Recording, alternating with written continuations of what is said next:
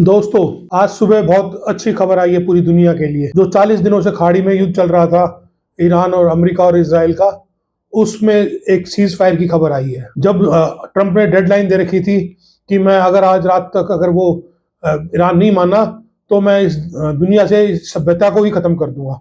मतलब उसका कहने का मतलब था कि इतना विनाशकारी हमला होगा कि ईरान जो है दुनिया से ही मिट जाएगा। और उस डेडलाइन से सिर्फ 1.5 घंटा पहले ये घोषणा हुई है कि सीज फायर की घोषणा हुई और वो 15 दिन के लिए हुई।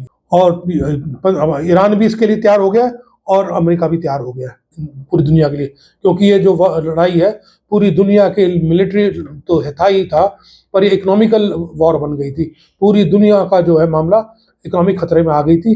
तो ये युद्ध विराम बहुत जरूरी है पूरी दुनिया के लिए। पर इसमें जो है ईरान ने जो शर्तें रखी है, 10 शर्तें रखी हैं, उसमें मोटी मोटी शर्तें ये है कि ईरान चाह रहा है कि गारंटी चाहता है कि उस पर आगे हमला ना हो, उसके परमाणु जो प्रोग्राम है उसको स्वीकृति मिले, और हॉर्मुज पे जो है अपना कब्जा रखना चाह रहा है। मोटी बात इसमें यही आ रही है कि हॉर्मुज पे वो कह रहा है कि मैं टोल लूंगा क्योंकि मेरा नुकसान बहुत हुआ है, तो मेरा हर जाने की मांग कर रहा है।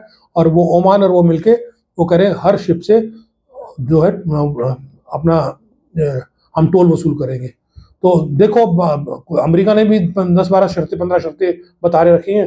तो जो टेबल में बैठेंगे 10 अप्रैल को, तो उसमें दोनों जो है तय कर पाएंगे कि क्या होता है। कुछ इनकी बातें मानी जाएगी, कुछ उसकी बातें। तो देखो कोई रास्ता निकलता है, कहाँ बात बनती है। पर यह बात जरूर है कि ईरान जो है हाई एंड पे है। मतलब उसका अगर वो लड़ाई से पहले अगर बात होती तो ईरान बड़ी हैसियत से बैठेगा। तो ईरान ने, मैं एक तरह से समझ लो कि ट्रंप को घुटने पे ला दिया है, और इसराइल को भी साथ साथ।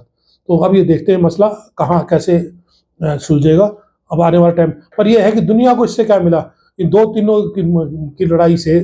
अमेरिका लड़ाई लड़ने क्यों गया, क्योंकि हॉर्मुज तो खुला ही हुआ था, पूरी दुनिया चल रही थी। इन दोनों की लड़ाई में पूरी दुनिया पे इकोनॉमिकल असर पड़ेगा, सबको टैक्स देना पड़ेगा, और टैक्स का जो ईरान का हर्जाना है वो हम सबको भरना पड़ेगा। और दूसरी बात, सबसे मेजर बात यह है कि जो ये मीटिंग की जगह चूज की है वो इस्लामाबाद चूज की है। इसमें भी हमारे लिए बहुत शर्म की बात है कि जो ये मीटिंग है इस्लामाबाद में हो रही है, जबकि एशिया में हम सबसे बड़ी ताकत है और सबसे बड़ी इकोनॉमी, हम चौथी इकोनॉमी वर्ल्ड की कहलाते हैं। हमारी फौज चौथे नंबर में आती है, हम एटॉमिक पावर है। तो हर तरह की पावर, सबसे बड़ी पॉपुलेशन हमारे पास है और सबसे बड़ा बाजार हमें। उसके बावजूद भी हमारी कोई सैन्य, हजारों साल से हमारे ईरान से रिश्ते हैं, अमेरिका से रिश्ते हैं, इसराइल से रिश्ते हैं, और उसके बाद भी हमारे कोई सैन्य, हमारा कहीं कोई रोल नहीं दिख रहा। इससे साफ साफ हमारी लीडरशिप और उसकी विदेश नीति पे सवाल उठ रहा है कि हमारी कोई हैसियत नहीं दिख रही। ये बड़ी शर्म की बात है। पर चलो, अब उम्मीद करते हैं कि 10 को कोई अच्छी खबर आए। धन्यवाद। जय हिंद।